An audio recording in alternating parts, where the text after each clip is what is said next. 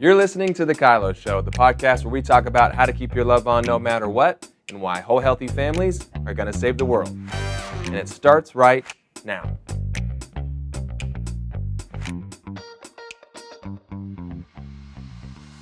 Hello and welcome to The KYLO Show. If you're watching, you've already clued on that there's something a little bit different this time around.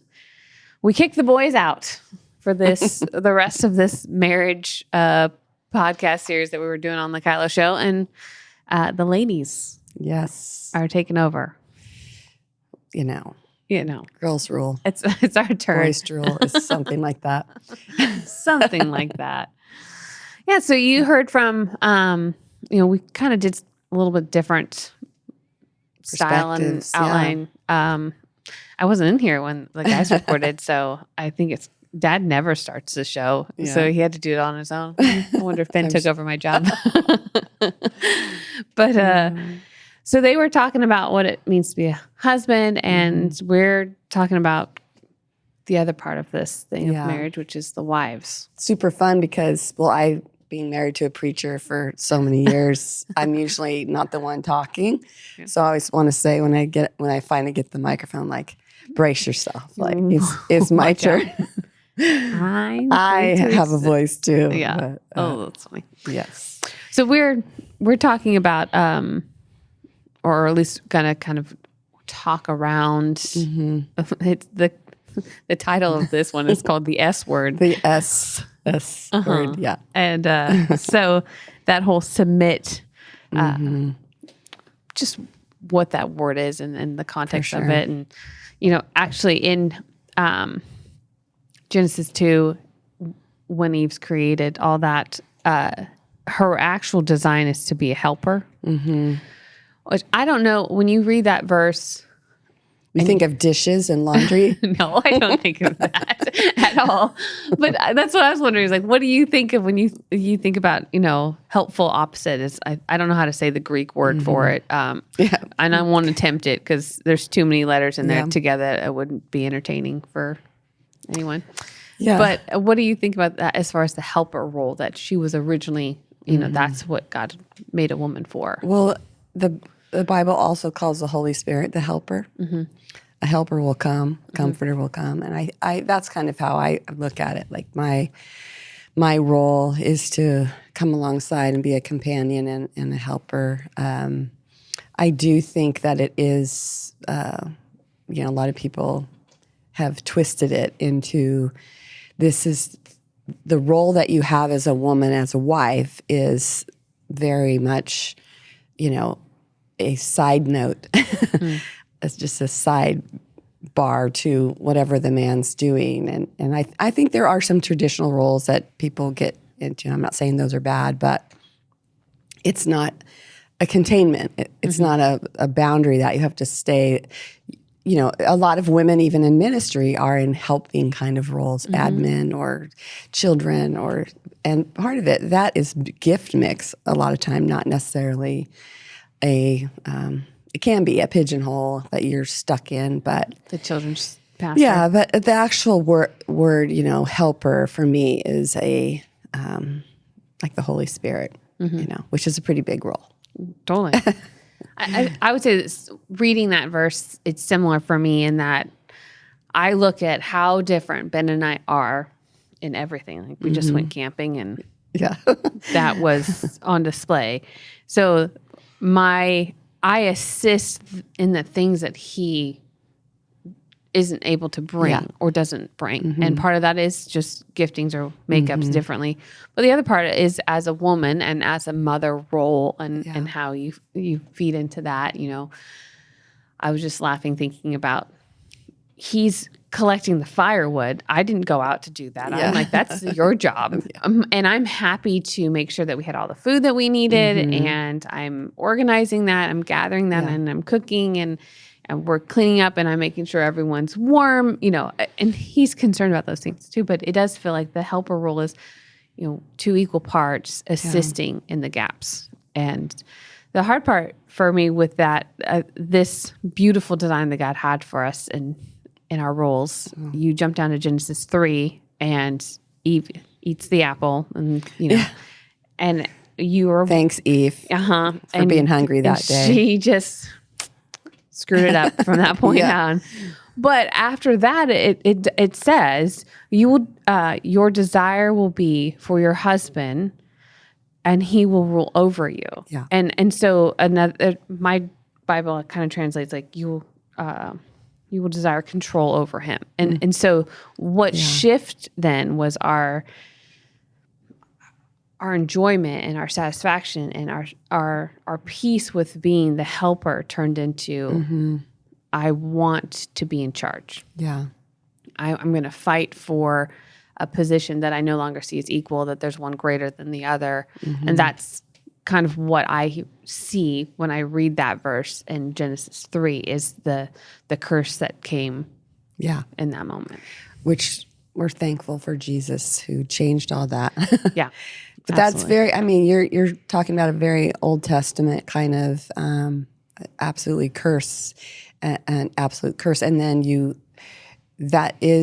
we revert to that. It almost seems that when we're struggling or we feel powerless, we revert to that Old Testament control and, rule over you. And it's very orphan spirit stuff. It's my job to protect me. It's my job to get what I need from you, because you're not doing it. So it's my job. And it's just very, there's Jesus made a way out of that. And I'm thankful, just even we go on to Ephesians 5, which is probably one of the most quotable scriptures, wives submit yourselves to your husbands. People stop there often. That's the end of that scripture. That's done. Wives submit to your husbands. And the rest of it is as you do to the Lord, which is a pretty big submission that the husbands have toward the Lord. Like if they're connected to Jesus, for the husband is head of the wife. And that the head is not translated as boss. That doesn't mean boss. The word there, head, is really like headwaters. It's an actual source, and Jesus is a source for man. And so it's completely messed up when it gets translated that way and used against women to keep them in their place kind of thing. That's why women get triggered when you say the word submit to your husbands, because if you're in a very dysfunctional relationship, there's a lot of pain involved around that word submit. Right. I do think about the, like you mentioned this before, our worst self, when we're triggered or in pain, we go back to that Old Testament piece. It almost is when we come out of the alignment of being submitted to Christ and remembering who he is and what he did for us, just like in miracles, just in signs and wonders, when we walk away from even that partnership with the Holy Spirit and we live in this place, we make the friction and the struggle in marriage so much harder. Yeah. Because we decide to live in the curse instead of living in our freedom. Absolutely. Yeah, and Ephesians goes on to say, husbands, love your wives as Christ loved the church. He gave himself. He gave himself up. And I think that selflessness, that sacrifice, that's the way out of, and love. I mean, the real connection or power in a marriage relationship is, I love you. I love you above all things. I love you above conflict. I love you above all the problems we have with finances or kids or whatever. And if you're submitted to the Lord, it's easy for me to submit or whatever to you, because we are in this together. We are partners. We're not, there's not one. We take turns being the boss, and it's not like that. And that submitting yourself, like we do to the Lord, it's, I'm going to trust you beyond my understanding. I'm going to, we are, our heart and affections are turned towards the Lord. Like that's what we should be postured as, and praising him and thanking him and being in this place. Like, and that's what the Lord's asking us to do as wives, is to stay in that place of gratitude and vulnerability. And, we always joke, I'm a spicy woman. I don't know where it came from. I don't know. It's clearly just not for very me. confusing where it came from. And I love telling people that I feel that I can completely submit my life to Ben. Yeah. And he's done an excellent job of loving me like Christ loves the church. But it's that first part is so much my job of, can I do this regardless of what you're going to do? Yeah. Because that's my part to own.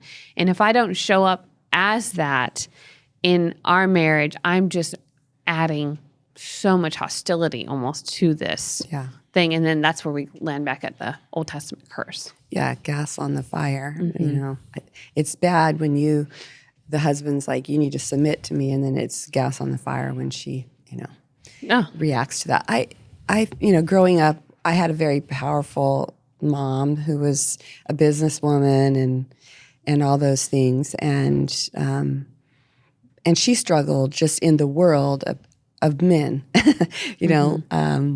just always working with someone that was a man that, so she had triggers. And I think there's a lot of women that have triggers, and I get it. My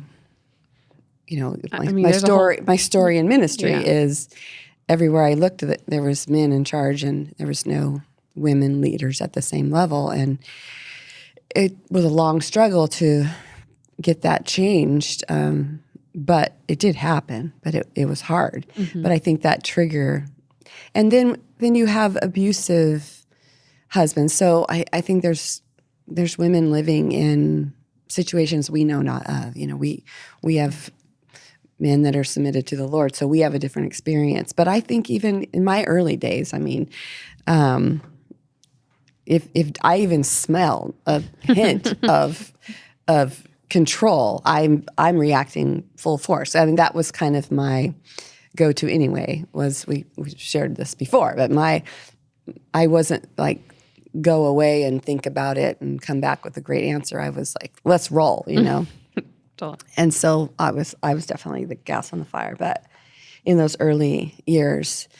But there's just a lot of pain, and it's really the KYLO 5 of learning those kinds of tools so that you can communicate, because it's often a communication problem. The husband needs something. The only reason he would pull out the submit to me woman card is that was the last card in his deck, because he's at his wit's end, and so he's pulling out this thing, And there's cultures I've traveled a lot. I've seen cultures where women are really oppressed, and it's happening still. In other cultures, it's happening in America, in the church often. But why is that husband powerless? Why does he feel powerless? And what can he do? What can they do about changing their communication style based in love and commitment and connection and all those things to get out of this cycle of abuse? Because that's how it feels. It feels like you're oppressing me. And anyone that feels like they're drowning is going to fight like crazy to get out of there. Yeah, they fight like crazy, or they eventually just give in and give up and stop having vision, and they become the powerless person. Dad wrote Confronting the Glass Ceiling of Women in the Church, Powerful and Free. And a lot of your story is in there of kind of what you had to fight for when you specifically talking about there weren't very many men or women in the same role as men in church, and just the scriptures and different things that kind of put on display the role of a woman in church and the legalistic and religious perspective and really I think what Jesus was intending and the empowerment of it as well. I think the other piece in submission for wives, like really being able to own our part of when we're not doing a good job of that. I think about the early days of Ben and I, when I defaulted back to kind of more of partnering with the curse and desiring to rule. Yeah. And being afraid. In my being afraid state, I would go in and try and control the situation. And we just had this conversation yesterday. We were driving home, and I said, I don't need anything from the situation. I won't give you details because I don't want to. So you're going to have to just go with. whatever I Keep say it to here. yourself. But whatever we were talking about, I could see that I was scared of something, of a potential something. Well, and I'm like, oh man, but I think this is my insecurity. But if I hide it, my insecurity grows, and maybe it's just me. But if I hide this insecurity and then I keep encountering it, all of a sudden I'm punishing Ben for something that never happened, but it's very real because my insecurity is so loud. So if I do a really poor job of exposing my heart, submitting to him, letting him into those most vulnerable spots and saying, okay, this thing keeps happening and I have this experience, which I'm triggered, which I know is my own insecurity.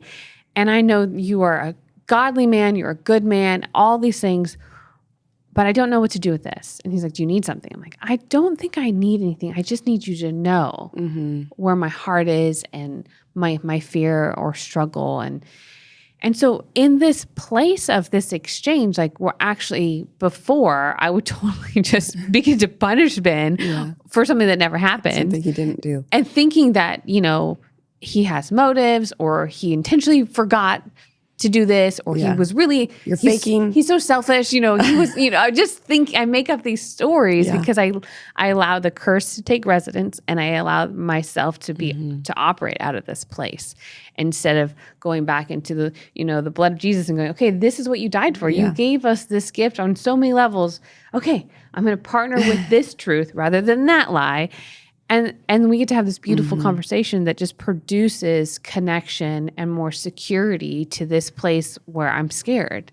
Yeah. And owning that role. Now, I know not everybody has a husband that's going to respond like Ben does. Sure. But I also think there's a lot of husbands that might actually, if we gave them better opportunities.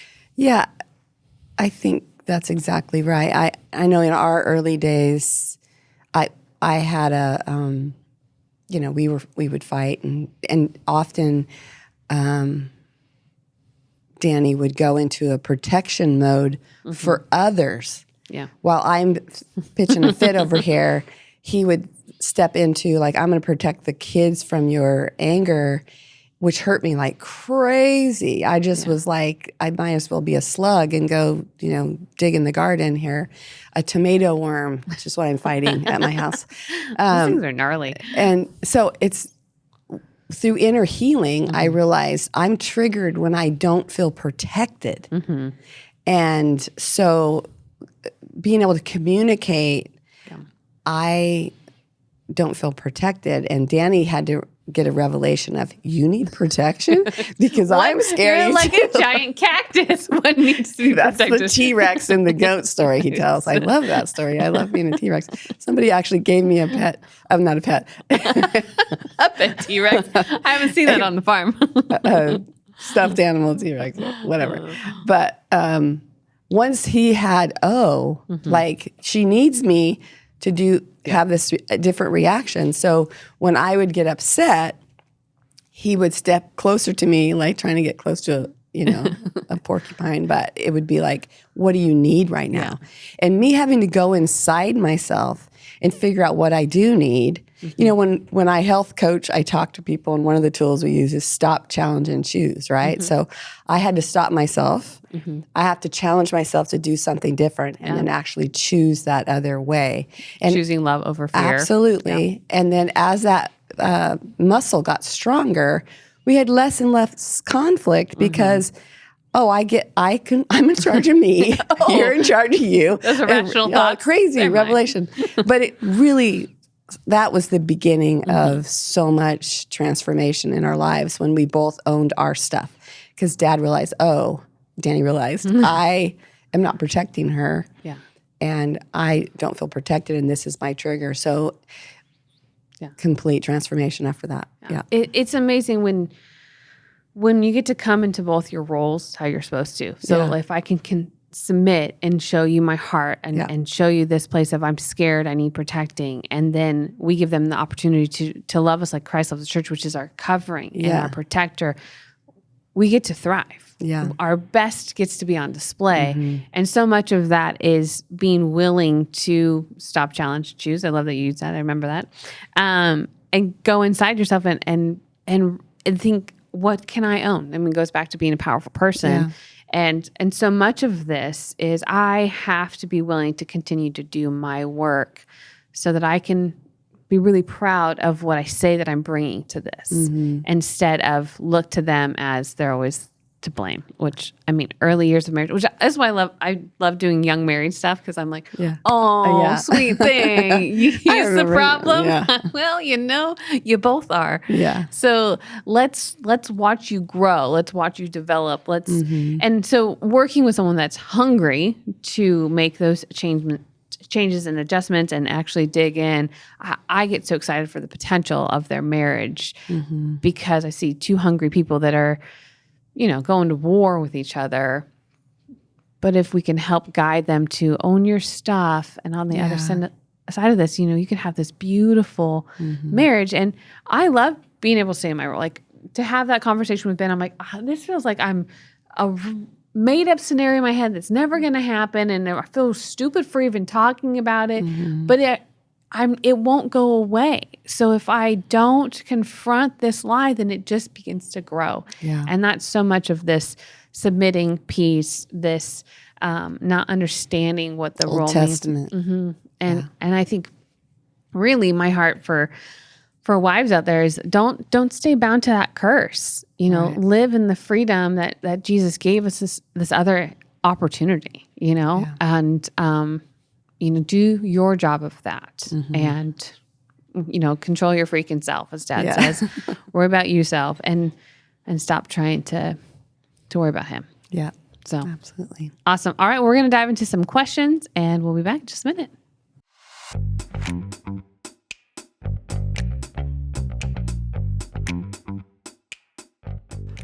As a business leader, what if you're doing people development all wrong? See, great leaders know the importance of investing in the human side of their business, but many either don't know where to start or they use traditional approaches that don't really work. Old training approaches like buying everyone a leadership book, bringing in a speaker, or doing a once-a-year offsite might feel good in the moment, but are often a waste of time and money. And that's because when people get back to work, they just slip into their old habits again. You see, personal growth doesn't happen all at once, it happens over time. That's why the new way to develop your people, strengthen your teams, and invest in your culture is to create an ongoing people development system, not a one-time event. But how? Well, I'm glad you asked because I've got a free gift for business leaders that's going to help.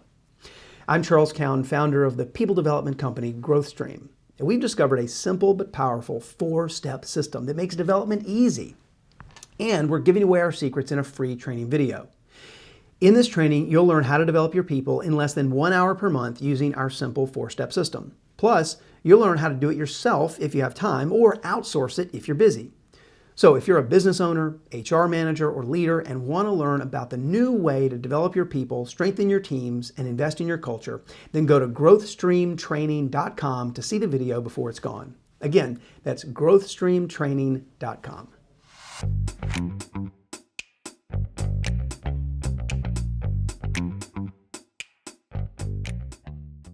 All right. Well, we've got some questions, so I'm going to go ahead and read those. But if you do have a question for us here at the KYLO Show, you can go to thekyloshow.com and you can record it. Always love to hear your voice. It's kind of fun for us.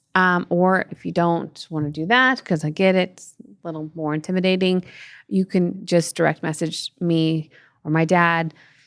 Ben and my mom are not necessarily going to always be on here, but we could wait. We could save it for them. You could give it to them through their Instagram. But Instagram's a great way to do that. And yeah. All right. You ready? Let's go. So first question is, how do I submit to my husband when he doesn't have value for the KYLO 5 and doesn't understand when I talk with these tools? So it sounds like wife is read the books, doing the stuff. Husband has no idea and can't really translate very well. What do I do? All right. Well, I would,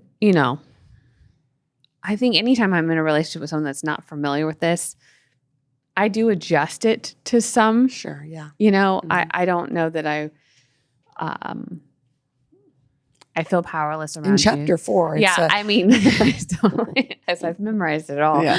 I think you can just adjust it to a more generalized language. I think everyone really understands powerless, but when you say I feel powerless and I have a mess to clean up, people go more literal, like powerless, like you're weak and you have like you spilled something, So I wouldn't not use the tools. I just would adjust to, make sure that he understands when you say that, that it actually, he understands what it is that you mean by that. Because when I say I have a mess to clean up, I've said that before in parenting and they don't understand that it's not a diaper. Yeah. It's that it's a relational mess. So that's my first thought just on not stopping using the tools, maybe just make adjustments or clarify. Yeah. I would say make sure you're connected when you're having conversations. Yeah. That's part of the, KYLO 5 is really make sure you're having that. But I think there are times when we need to use our I messages when we're talking and maybe explain to someone how important it is that this thing you're learning is really important to you and you would love for them to join you in it in some way.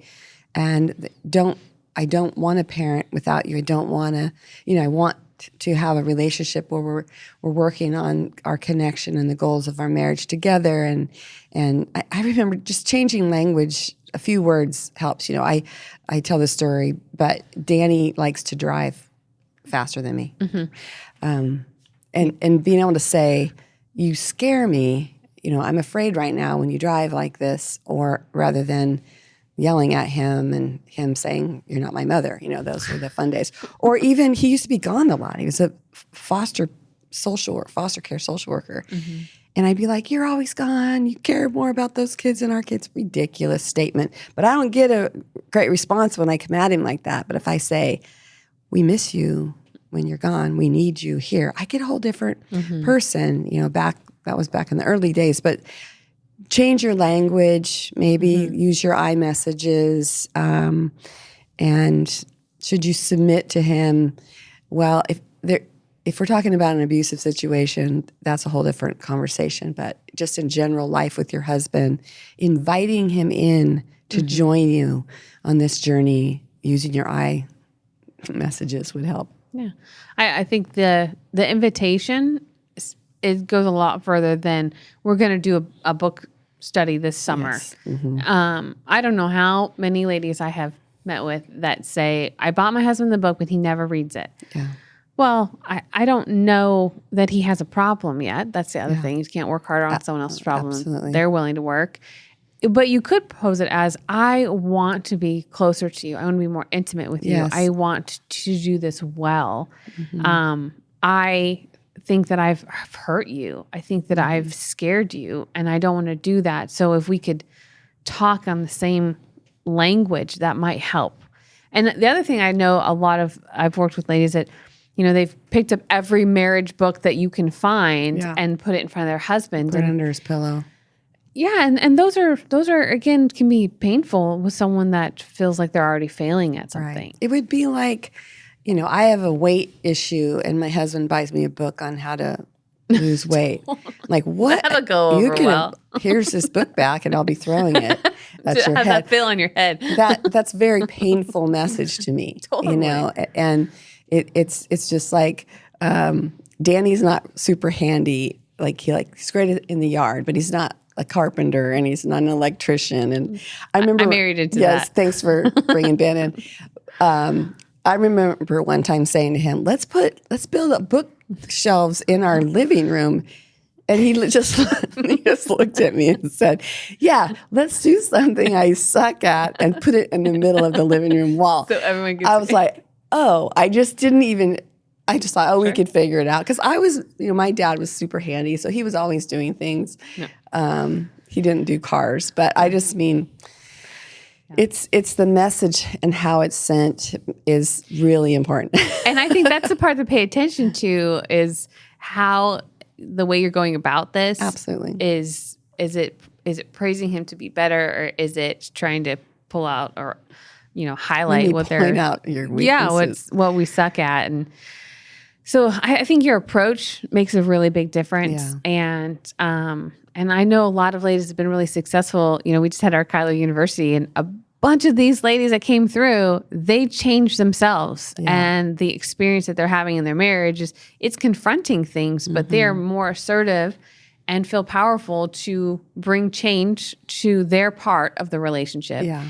And it is got these men going, what are you doing? Exactly. And I for the better. And Yeah. so there's some friction, because there always is when you change things. But the fruit of it is really powerful, and it's coming in a different way. It's I'm gonna work on me instead of trying to control you. Right. I mean, I always say, own your story, embrace your journey, change your future. I mean, you work on you. And while you're working on you, it's usually noticed by your closest, Absolutely. Family and friends. And so there'll be a time of invitation. And when the question says, do I submit? I would say you should change that word is, do I honor?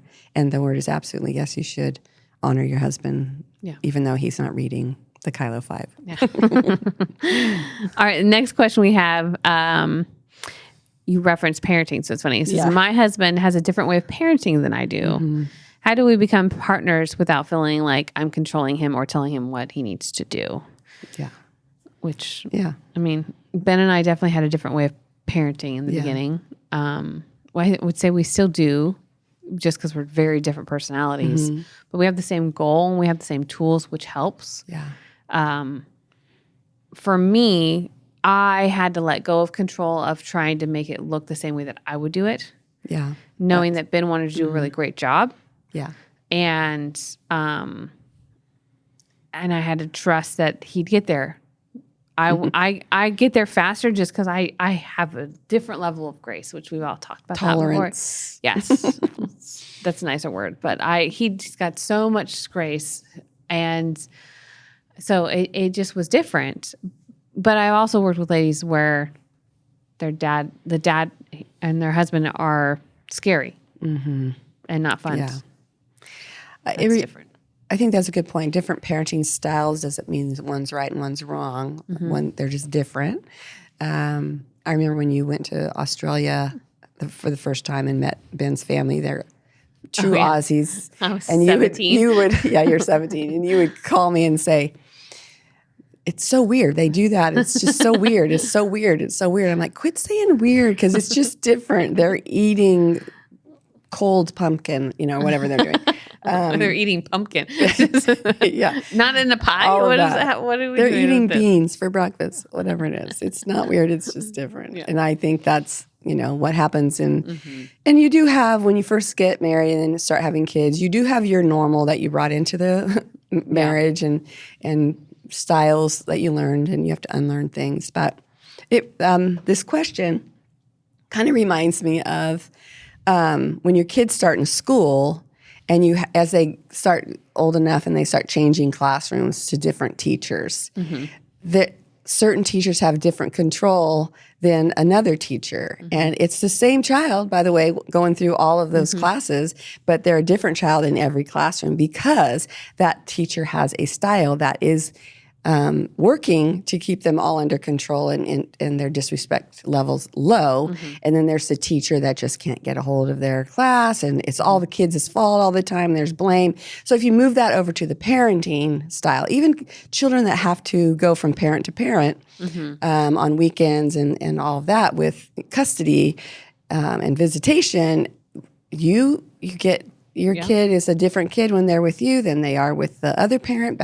So the common denominator, is the child, and then the ones that are changing is the one in authority. So, your husband or spouse can have a different parenting style. I'd be waiting for them to have a problem. If you can't get the kids to do the things that you want them to do, and you see that, personally, that happened to me. Dad was going to school. I always have these way back stories, but you kids were little, you're the oldest, and he's all of a sudden, he didn't say a word to me. He didn't say, hey, I'm learning about this new parenting style. It doesn't and sound like here's that a at all.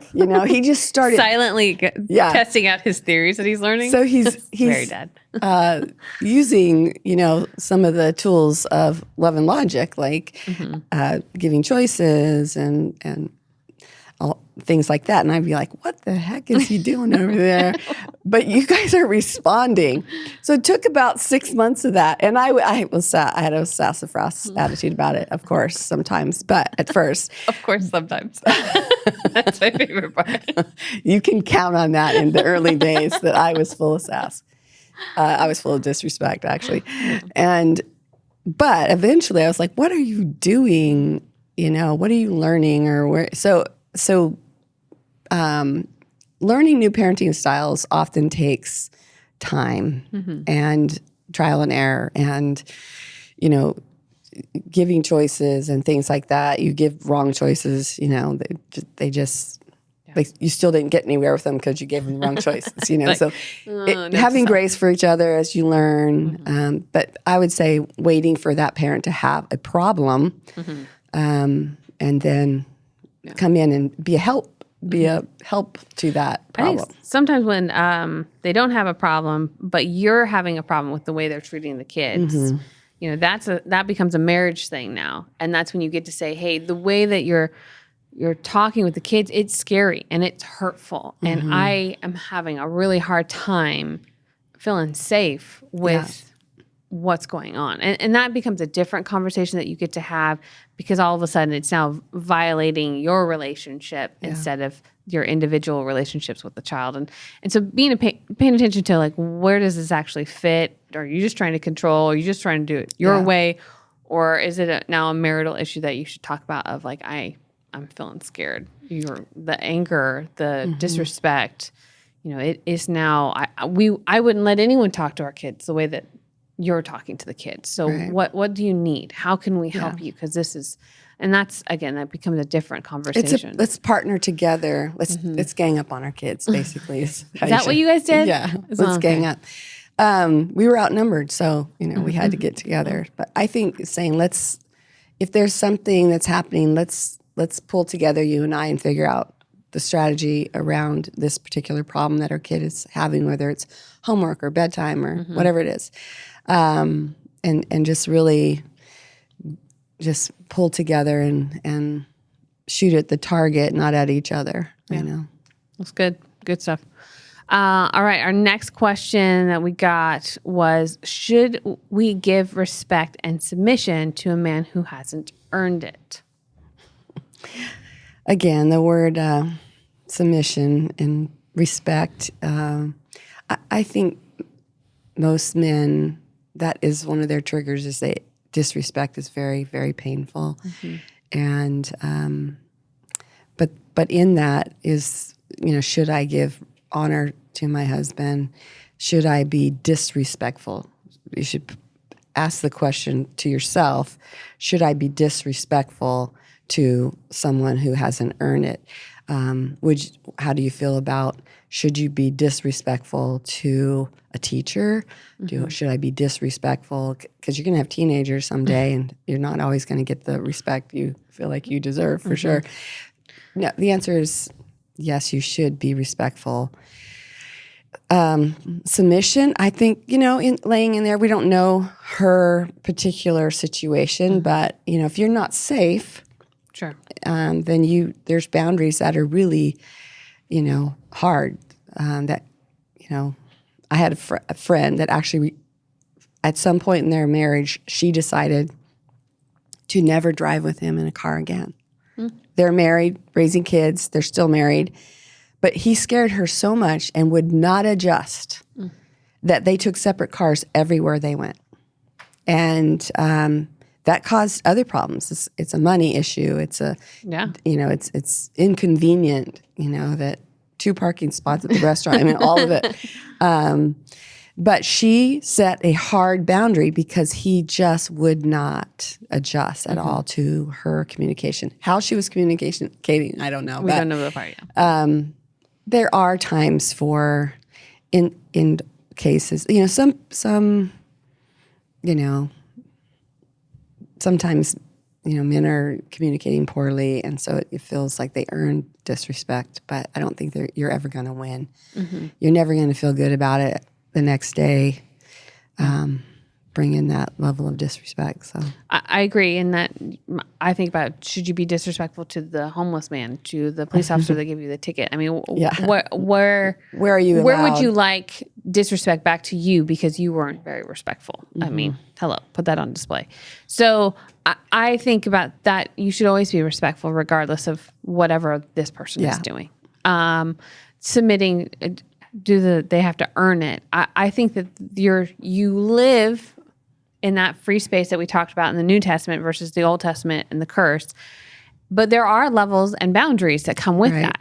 Anytime I give you my heart or I'm extremely vulnerable and you violate that, well, that's not what the Lord is doing. So I'm going to live submitted to you as long as you're going to be honoring and nurturing towards me, but I'm not going to turn it off. This is that juggle. Honor all people. Yeah. And the struggle of keep your love on is I want to turn it off because you're scary. Yeah. I think the submission thing is you got to figure out what's the switch. Is it a dimmer that you've got going? Is it a hard on and off? Like, how does this work? Because submission to your husband, for me, a little bit is like keeping your love on. I can still have a boundary with you and I'm still going to be honest and I still desire to give this to you.